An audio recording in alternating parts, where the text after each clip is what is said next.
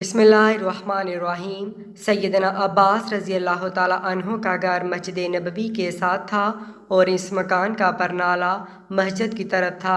जब बारिश होती तो परनाला से पानी गिरता जिसके छींटे नमाजियों पर पड़ते। सैयदना उमर रज़ी अल्लाह ताला अन्हो ने नमाजियों पर छींटे पड़ते देखे तो परनाले को उखाड़ फेंका। सैयदना अब्बास रज़ी अल्लाह ताला अन्हो आए, देखा इनके मकान का परनाला उतार दिया गया है। पूछा, ये किसने उतारा? जवाब मिला, अमीर अल मोमिनीन ने नमाजियों पर छींटे पड़ते देखे तो उसे उतार दिया। सैयदना अब्बास रज़ी अल्लाह ताला अन्हो ने काजी के सामने मुकदमा दायर कर दिया। चीफ जस्टिस एबी बिन काब रज़ी अल्लाह ताला अन्हो हैं। अमीर अल मोमिनीन एबी बिन काब रज़ी अल्लाह ताला अन्हो की अदालत में पेश हुए तो जज साहिब लोगों के मुकदमात सुन रहे हैं और सैयदना उमर रज़ी अल्लाह ताला अन्हो अदालत के बाहर इंतज़ार कर रहे हैं।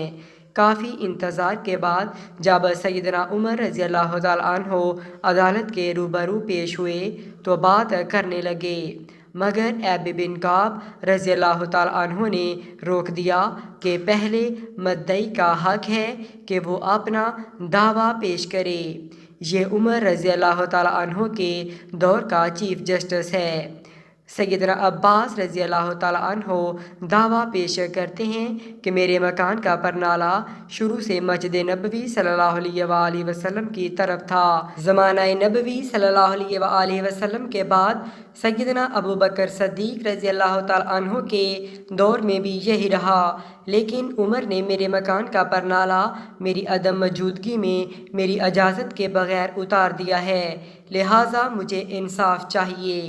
चीफ जस्टिस एबी बिन काब रज़ी अल्लाह ताला अन्हो कहते हैं, आप बेफिक्र रहें, आपको इंसाफ मिलेगा।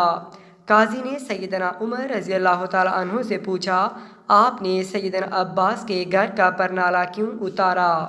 22 लाख मरबा मील का हाकिम कटहरे में खड़ा होकर कहता है, सैयदना अब्बास के मकान का परनाला मस्जिद नबवी की तरफ था। जब बारिश होती है परनाले से पानी बहता है और छींटे नमाजियों पर पड़ते हैं, जिससे नमाजियों को परेशानी होती है, इसलिए मैंने उसे उतार दिया। एबी बिन काब रज़ी अल्लाह ताला अन्हो ने देखा कि सैयदना अब्बास रज़ी अल्लाह ताला अन्हो कुछ कहना चाह रहे हैं। पूछा, आप क्या कहना चाहते हैं? सैयदना अब्बास रज़ी अल्लाह ताला अन्हो कहते हैं, ये जिस जगह मेरा मकान है यहाँ रसूलुल्लाह सल्लल्लाहु अलैहि वसल्लम ने अपनी छड़ी से मुझे निशान लगा कर दिया और मैंने इसी जगह मकान बनाया।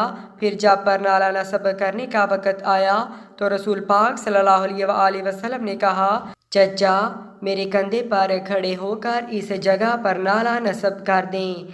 मैंने नबी पाक सल्लल्लाहु अलैहि वसल्लम के कंधे पर खड़ा होने से इनकार कर दिया, मगर भतीजे के असरार पर मैंने इनके कंधे पर खड़ा होकर यहाँ पर नाला नस्ब किया।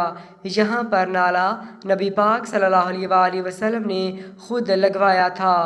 एबी बिन काब रज़ी अल्लाह ताला अन्हो ने पूछा, इसका कोई गवाह है आपके पास? सैयदना अब्बास रज़ी अल्लाह ताला अन्हो जल्दी से बाहर गए और कुछ इंसार को लेकर आए। उन्होंने गवाही दी कि सैयदना अब्बास रज़ी अल्लाह ताला अन्हो सच कह रहे हैं। ये सुनते ही सैयदना उमर रज़ी अल्लाह ताला अन्हो के होश उड़ गए और रोने लगे। आंसुओं की जड़ी लग गई। अपना प्यारा नबी सल्लल्लाहु अलैहि वसल्लम याद आ गया और ज़माने नबवी सल्लल्लाहु अलैहि वसल्लम का मंजर नज़रों में घूम गया। अदालत में सब के सामने ये 22 लाख मरबा मील का हाकिम सर झुकाए खड़ा है, जिसका नाम सुनकर कैसर व कसरा के ऐवानों में लर्जा तारी हो जाता था। हज़रत उमर फ़ारूक ने कहा, मुझे नहीं मालूम था कि ये परनाला रसूल पाक सल्लल्लाहु अलैहि वसल्लम ने खुद लगवाया है। आप चलिए मेरे साथ, जैसे रसूल पाक सल्लल्लाहु अलैहि वसल्लम ने ये परनाला लगवाया था वैसे ही आप लगाएं।